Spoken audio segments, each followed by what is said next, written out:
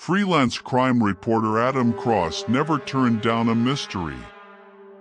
When a confidential source slid him a burner phone at a cafe, he thought it was another crackpot tip until he pressed play on the first video file. No sound. Just grainy footage of a man walking into an empty street lined with dilapidated buildings. He waves at the camera, says something, smiles. Then he's gone. In one frame he's there, in the next, static. The source, named only R, left a note. They only take those who speak. Adam's curiosity was piqued, not out of excitement, but the familiar burn of obsession. He'd chased serial killer leads, haunted asylum stories, but this one felt real. He traced the location from the video metadata to a dead zone near the city's industrial ruins, no GPS, no cell service. Locals called it the Silent District. Nobody lived there. Nobody dared. But people kept disappearing near it. Adam didn't care about the legends. He packed a mic'd camera, a parabolic mic, a flask, and a notepad. He was going in. Right before he left, he got one last message from R. Don't speak. No matter what you see. He smirked, pocketed the phone, and hit record. The air changed the moment Adam stepped into the district. Not just the decay, he'd seen that in every broken part of the city, but the silence. No birds. No traffic hum. Not even the wind. Like the world hit mute. He clicked his mic on. Spoke softly into the recorder. Entry point. 12:03 p.m. Weather overcast. No sign of activity. Nothing. The audio bars stayed flat. Tapped the mic. Nothing. Switched to backup. Still dead. His voice wasn't being recorded. It was like sound couldn't exist here. He moved deeper. The buildings were husks, brick skeletons with blackened windows, duct tape stretched across them from the inside. As if something wasn't meant to escape. At the third house, a door hung half open. Spray painted across it, and no sound. No light. No life. He pushed it open. Dust thick as snow. But not untouched. There were footprints. Bare ones. Dozens. Some small, some wide, all weaving like they were running from or to something. Then he heard it. A creak. Faint. Then a breath. Right behind him. He froze. Didn't turn. Just breathed through his nose, shallow, controlled. In the corner of the room, a man stood. Back turned. Barefoot. Still. Facing the wall. Adam's heart pounded. He didn't speak. Didn't move. The man raised a hand. Not to wave. To point right at Adam without turning. Then the lights went out. Total darkness. Adam held his breath. Slowly raised his camera's night vision. The man was gone. In his place, a wall, smeared with something. Words etched over and over again. I screamed. Then a sound. Not with his ears. In his mind. A whisper stitched with static. You brought sound. Now you stay. Adam stumbled back. Bolted outside. His camera glitched. Light distorted like oil in water. He passed a house with boarded windows. Inside, a dim flicker. A screen. Moving shapes. He peeked through a gap. What he saw chilled his bones. A girl, maybe 10, sat alone, replaying a silent video of herself, saying something, crying, over and over. Then she looked up, straight at him, mouth wide open. She screamed. No sound. The video on screen changed to him, standing at the window. Now. He turned and ran. He sprinted until his lungs burned. But no echo. No footfalls. Just silence. Every window he passed had watchers.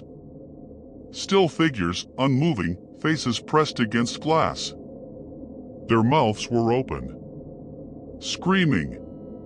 But silent. One lifted a hand. Tapped the glass. Then again. The rhythm wasn't random. It was a pattern. Morse code. Adam remembered just enough from his reporter days. Run. Then the others joined in. Every window. Every building. Tapping. Sinking. Run. Run. Run. He ducked into a house. Slammed the door. Silence returned. He breathed hard. Then his phone buzzed. The burner. A new video. It showed him sleeping. In a room he hadn't been in yet. That same room. Now.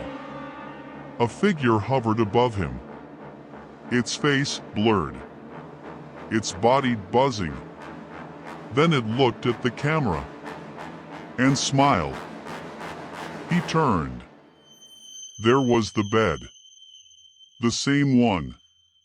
Same wallpaper. Same flickering lamp. This was the room from the video. But he wasn't sleeping. Not yet. Then he saw the carvings. All around the walls. I heard her whisper. She asked me to answer. I only said hello. Adam sat down. Pulled out his notepad. Wrote instead of speaking. What are they? The burner buzzed again. A voice file this time. From R. Distorted, broken, they feed on sound. Don't let them hear you.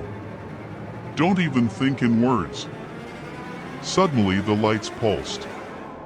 His camera flickered. Something was in the room. Not visible. But the air bent around it. It moved. Slowly. Toward him. Adam didn't breathe. Didn't think. Just closed his eyes. In the darkness, he heard its breath inside his skull.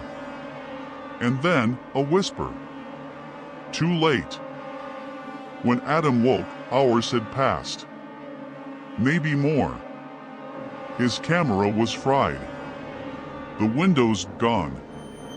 Replaced with solid walls. The door wouldn't open. He scribbled in his notepad.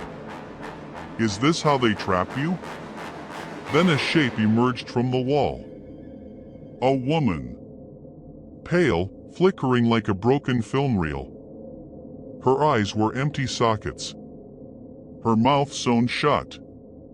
She handed him something. A photo. Adam. and another man, standing together, both smiling. But the man's face was blurred. Written on the back, "You were never supposed to come back." The woman pointed to the closet. Inside, recording gear. Old. Dust-covered. Tapes labeled with names. All journalists. All missing. He found one labeled Adam Cross. Attempt 4. Then the whisper again. "How many times do you think you've come here?" Panic rose. He flipped through the tapes. All showed him entering, investigating, disappearing. Each time, he acted differently. Fought, fled, spoke. Each time gone. This was his 5th time. He'd forgotten all the others. He scrawled furiously, "How do I break the loop?"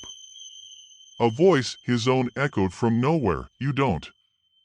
The closet door slammed shut, then opened again. But now it led outside. The district looked the same, but wrong. The buildings twisted, streets reshaped. A sign overhead read, "Exit only for the silent."